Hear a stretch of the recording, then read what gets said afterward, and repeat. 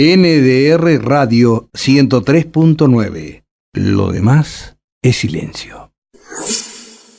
Tal como lo habíamos anticipado, estamos ya en contacto con Marina Cabat, historiadora e investigadora del CONICET y del Centro de Estudios e Investigación en Ciencias Sociales. Marina es autora de un libro, como decía, interesantísimo, denominado Perón Leaks, donde desmiente los mitos de los orígenes peronistas y también trata sobre asuntos que han sido desclasificados en los últimos tiempos, sobre los dos primeros gobiernos de Juan Domingo Perón. Marina, muchísimas gracias por atendernos. Buen día. Buen día, Gustavo. Gracias a ustedes por comunicarse. Bueno, la verdad, Marina, te hemos convocado porque necesitamos terapia. ¿Terapia? Sí, terapia. Y vos dirás por qué, ¿no? Viste que hoy la pobreza es analizada, sobre todo por distintos dirigentes políticos. Pareciera que la pobreza va al diván en lugar de solucionarse. Bueno, nosotros también tenemos una patología que tiene que ver con la historia. Por eso te convocamos como historiadora. También con la lingüística, con la retórica, con el diccionario. No entendemos qué quiere decir la palabra lealtad hoy. Porque creo yo que este pensar político que nos han introyectado ha distorsionado esta terminología etimológicamente y también la ha complejizado en cuanto a la conceptualización de ella. ¿Qué sé yo lealtad hoy, según la versión peronista, la asumo como obediencia, cooptación, sumisión, fanatismo, alineamiento? ¿Vos podrías un poco aclararnos todo esto? Vamos a ver. Una de las primeras cosas para pensar ahí es que la idea de celebrar el 17 de octubre como Día de la Lealtad es algo que de alguna manera se impone contra las mismas personas que organizaron y protagonizaron el 17 de octubre. Uh-huh. ¿Qué estoy diciendo con esto? El 17 de octubre hay dirigentes sindicales que están trabajando por organizarlo. Dirigentes sindicales que venían, algunos con una trayectoria más amplia, de largo aliento en la organización del movimiento obrero, otros más nuevos y que habían crecido más de la mano de algunas concesiones del gobierno militar el gobierno militar del 43 al 45, donde Perón, todo el mundo más o menos sabe, era secretario de Trabajo y Previsión, pero además era vicepresidente y era ministro de Guerra. La primera paradoja, ¿no? La primera paradoja. Perón controlaba en ese gobierno militar la zanahoria y el garrote. Claro. Controlaba la zanahoria del Departamento de Trabajo y la posibilidad de dar algunas concesiones obreras, y controlaba el aparato militar con el cual se reprimía a otro sector del movimiento obrero. Uh-huh. Esto es importante destacar porque normalmente ese elemento queda muy opacado. Si uno recuerda el discurso hace 4 años de Cristina antes del cierre de la campaña electoral, hablaba de Perón como un humilde secretario de Trabajo, sí, que solo desde ese puesto logró construir. No, era el ministro de Guerra de un gobierno militar. Era un hombre con poder, con mucho poder en ese espacio, y que lo usó para construir su llegada al poder. Una llegada al poder que él va intentando por diversos caminos. El primer camino que él intenta es una vida más tradicional, al estilo Franco en España. Ellos, cuando hacen el golpe militar, no es que hacen el golpe militar para después convocar elecciones limpias. Ellos hacen el golpe militar y piensan que van a quedarse varias generaciones en el poder. Uh-huh. Al estilo de las urnas están bien guardadas. Luego, frente a la oposición popular a ese gobierno militar, retroceden y en algún momento empiezan a intentar una vía alternativa de ganar apoyo popular para llegar a las elecciones. Es lo que termina siendo el caso del 17 de octubre, que es la perspectiva que abre el 17 de octubre. Ahora, ¿y dónde? No, por favor, sí, culmina. No, Gustavo, preguntamos. ¿Dónde radican las mayores fortalezas, porque por supuesto es imposible desconocerlas, de Juan Domingo Perón para cooptar a una gran masa de habitantes? Son varias, y esto es un proceso histórico que no es repentino. Si uno piensa en el año 1945, pues, hay una mirada de Perón como infalible, se le dieron todas, se le dan estratega, todo le sale bien. Y lo cierto es, tiene una carrera ascendente hasta el 45, y en el 45 está muy empantanado.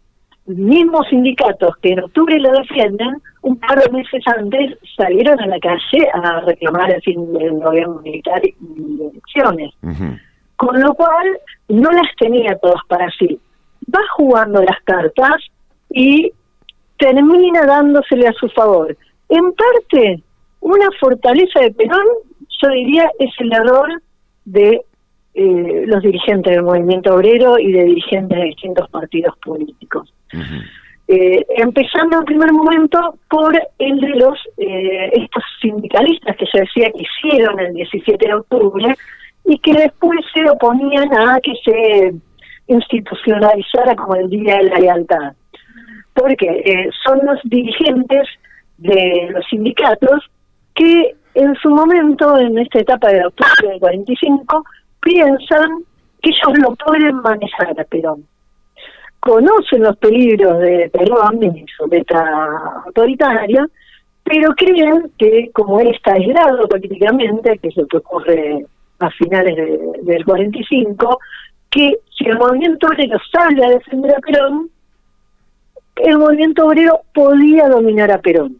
Y salen a defender a Perón el 17 de octubre, lo apoyan en las elecciones, crean un partido, que no es el partido peronista, sino el partido laborista, con la idea de que ese partido fuera el que tuviera la voz cantante y que Perón fuera solo un representante. Sí. Por eso Perón no es nombrado presidente del Partido Laborista, lo nombra solo primer afiliado, un título de honor, pero no iba a manejar las cosas dentro del Partido Laborista. ¿Qué ocurre? Una vez que gana las elecciones, Perón desarma, manda a desarmar el Partido Laborista. Como él no era el presidente del Partido Laborista, no tenía autoridad para hacerlo, pero bueno, los dirigentes esos sindicales se oponen a eso y él empieza a perseguirlos, encarcelarlos, etcétera. Y estos mismos dirigentes son los que en los primeros años del peronismo celebran el 17 de octubre, pero no como Día de la Lealtad, porque celebrar el 17 de octubre como Día de la Lealtad implicaba esta relación unilateral con el líder, con Perón, sin mediación con los líderes sindicales, diluía el rol de los líderes sindicales y ponía todo el proceso en las manos de Perón, cuando en realidad el 17 de octubre Perón no hizo nada, estaba preso, pensaba retirarse de la política. Quien iba a ser Eva Perón, tampoco hizo nada, se escribían cartas hablando de retirarse, casarse, irse a vivir al sur, a tener una vida tranquila. Lo que hacen todos son estos sindicalistas, a los cuales Perón luego persigue para opacar y quitar del medio, porque ellos no tenían esta visión de, como decías vos al principio, de sumisión, de obediencia ciega, etcétera. Claro, claro. Bueno, ahí estás rompiendo ya con el mito del origen del peronismo. Exacto. Y uno de los datos más interesantes es que Perón, una vez que llega a la presidencia, y esto aparece en los documentos secretos del peronismo, es un documento del Ministerio del Interior que se han desclasificado hace pocos años, Perón pasa a tomar como principal blanco de la represión a estos sindicatos que lo habían apoyado. Ajá. Les prohíbe los actos, les manda a la policía, les hace inteligencia, todo el tiempo a ellos, hasta deja de perseguir al comunismo, por un año casi no se preocupa del comunismo, con tal de darle duro a los laboristas, a los sindicalistas como Cipriano Reyes, que lo habían impulsado, pero que querían defender una autonomía. Perdóname, Marina, allí comienza a tomar preponderancia la figura de Eva Perón en ese cambio de... Sí. Sí, en ese cambio se va a ir construyendo la figura de Eva Perón, quien en las primeras celebraciones del 17 de octubre de 1947, nadie la menciona como protagonista. A partir del 48-49 va a empezar a tomar preponderancia y especialmente a partir del 49, cuando a ella se la construye medio de golpe como figura política. ¿Tiene mucho que ver en el desmembramiento gremial? Tiene que ver el desmembramiento gremial, tiene que ver impulsar la figura de Eva Perón, tiene que ver con varias cuestiones. Por ejemplo, hay un personaje dentro del peronismo que es Guillermo Solbeira Cáceres. Guillermo Solbeira Cáceres, algunos lo habrán oído nombrar, lo menciona León Gieco en un disco, Bandidos Rurales, como el torturador de Gendarmería. Ajá. Es alguien que había encarcelado en Chaco a un bandido rural muy famoso, Mate Cosita. Sí. Bueno, eso lo hace antes del peronismo. Pero bajo la primera etapa del peronismo, bajo la etapa del gobierno militar, le encomiendan reprimir el comunismo en Chaco. Guillermo Solbeira Cáceres hace todo un operativo en Chaco muy grande, tiene 1.000 personas, tortura masivamente, hay 5 militantes comunistas asesinados en Chaco en esa campaña, y luego de ello Perón, como ministro de Guerra, lo invita a Buenos Aires, lo felicita y le hablan del futuro y de promociones.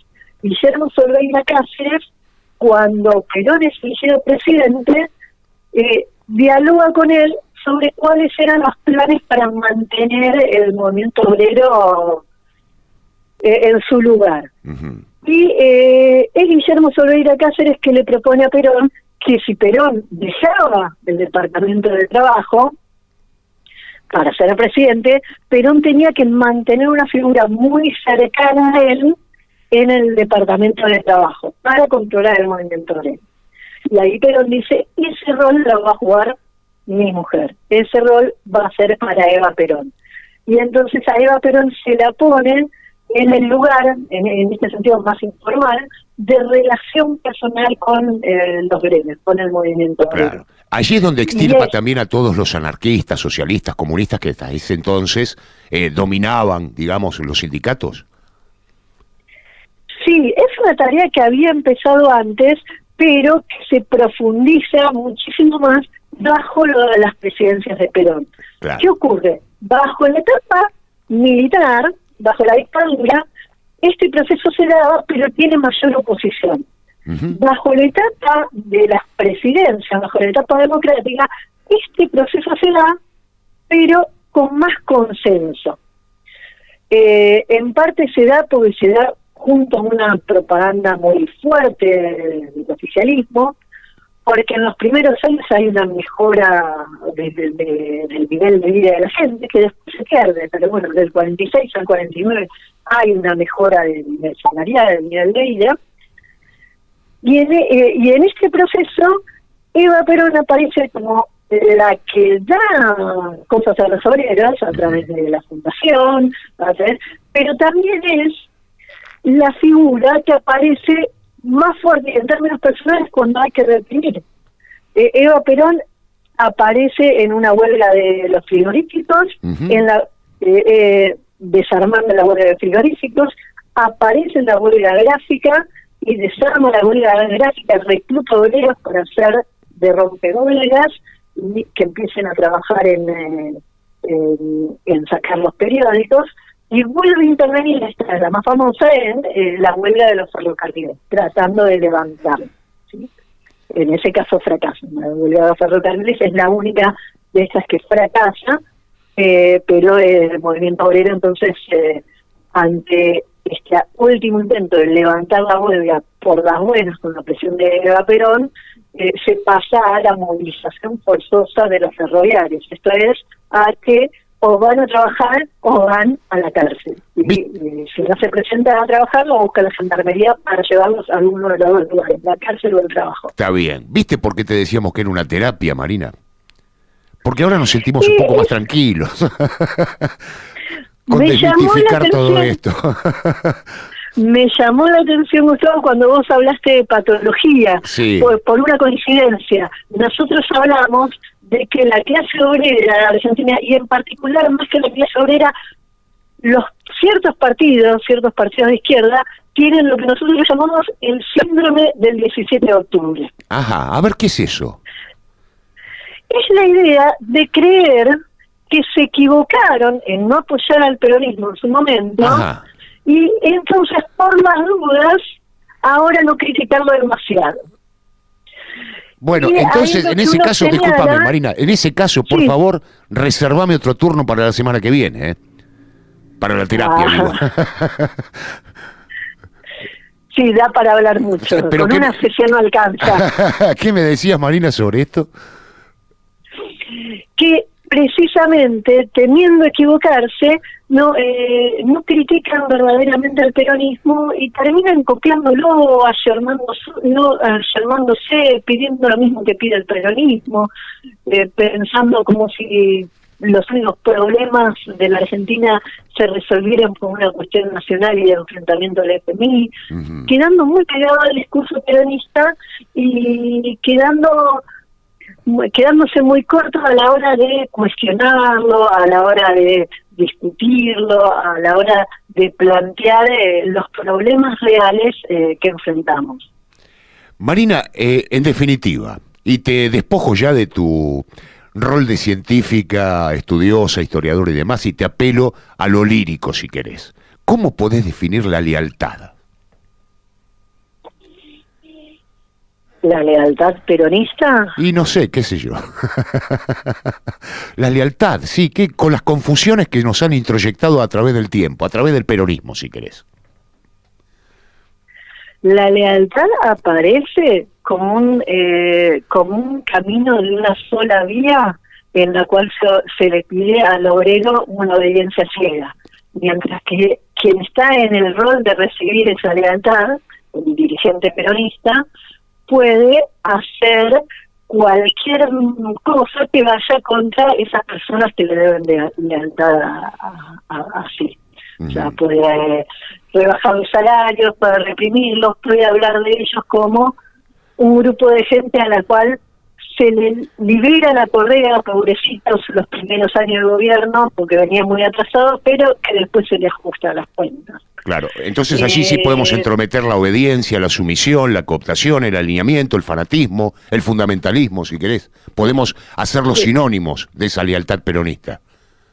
Sí, aparecen, en la práctica aparecen y explícitamente como elementos de esa lealtad. El fanatismo ciego, como decía Eva Perón, en el cual a nadie se le pregunta nada, a nadie se le pide ningún argumento, y en última instancia se responde simplemente con la adhesión al líder. Esto aparece como muy fuerte.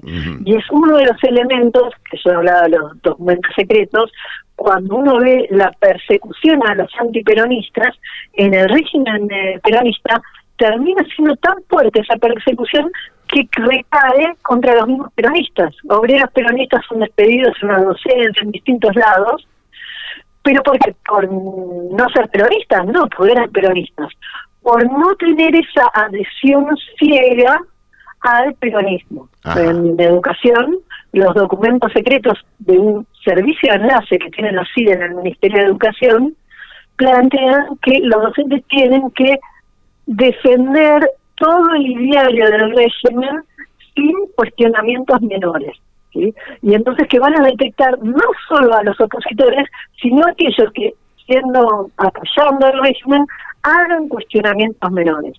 Y así termina el segundo gobierno peronista con más de 1.000 docentes cesanteados y con un sindicato muy burocrático docente, URDA, que había pedido al primer momento que se expulsaran a los docentes antiperonistas de las escuelas.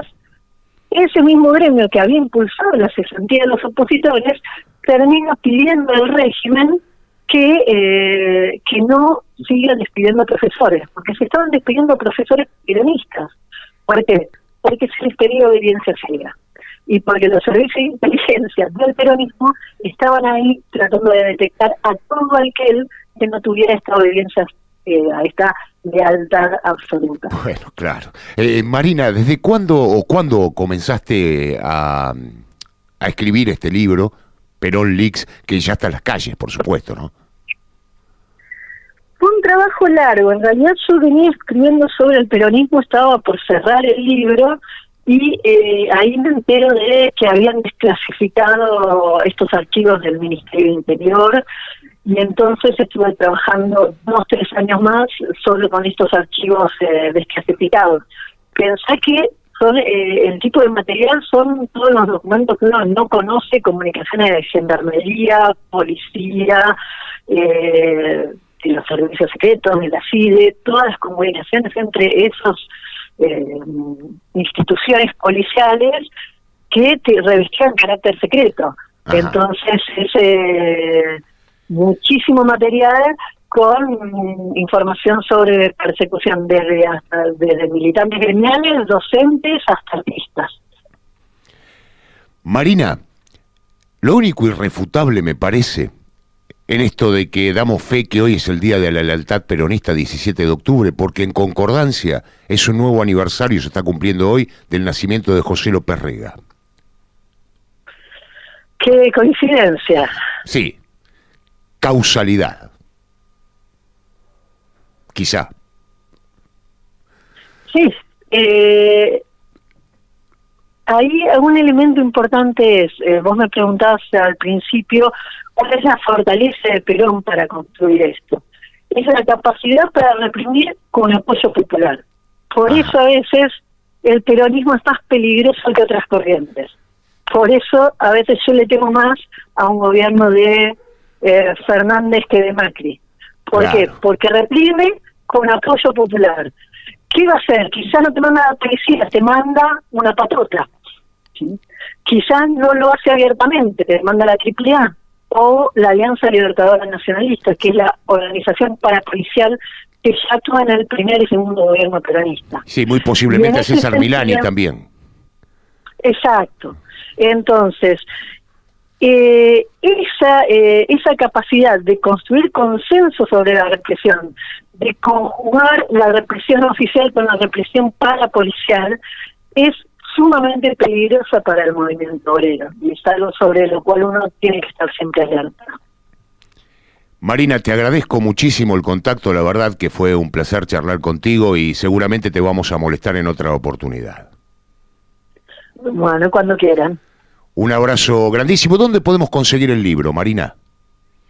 En Mercado Libre, sí, porque sé que ustedes son de la costa. Claro. En Mercado Libre, lo googlean, está en Mercado Libre, hay varias personas de la editorial directamente que lo posteamos ahí y se los hacemos llegar. Si no, en Capital tenemos una librería, Barrilete Libros, en Parque Patricios, al 02654. Y si no, me googlean a mí por Facebook y me contactan y según donde estén, se lo hacemos acercar para algún compañero. Te mando un abrazo enorme, Marina, muchísimas gracias. Abrazo, Gustavo. Marina Cabat, investigadora, historiadora del CONICET y del Centro de Estudios e Investigación en Ciencias Sociales.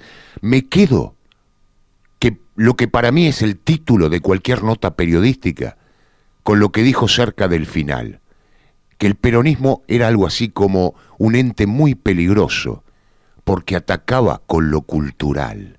Lo que nosotros sostenemos aquí a diario, que el tema no es meramente económico. Aquí hay una coyuntura que hace que el sometimiento sea cultural.